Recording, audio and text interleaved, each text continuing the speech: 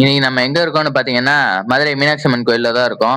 மதுரைனாலே mass தான். அந்த மதுரைக்கே அரசியா நம்ம மீனாட்சி அம்மன் பொறுப்பேத்துக்கிற அந்த பிரம்மாண்டமான திருவிழாவோட ஆரம்பம் தான் இந்த கொடியேற்றம்.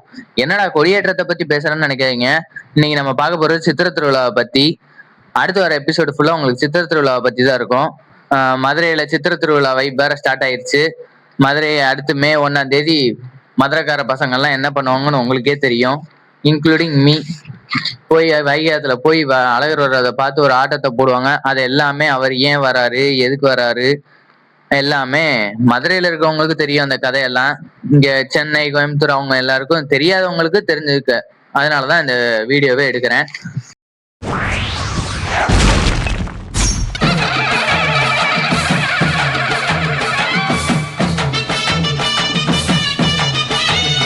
சுமார் 400 வருஷத்துக்கு முன்னாடி திருமலை நாயக்கர் காலத்துல ஆரம்பிச்ச ஹிஸ்டரி இன்னைக்கும் அதே கெத்தோட நடக்குது.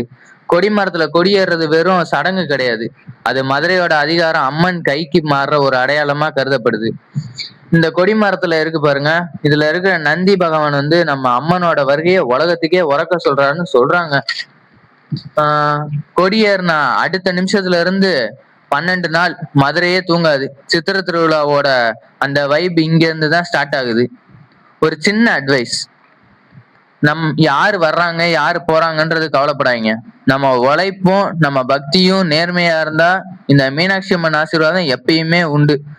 அது மட்டும் இல்லாம நம்ம சித்திரை திருவிழாவோட ஸ்கெடியூல் ஒரு சில பேருக்கு தெரியாம இருக்கும்.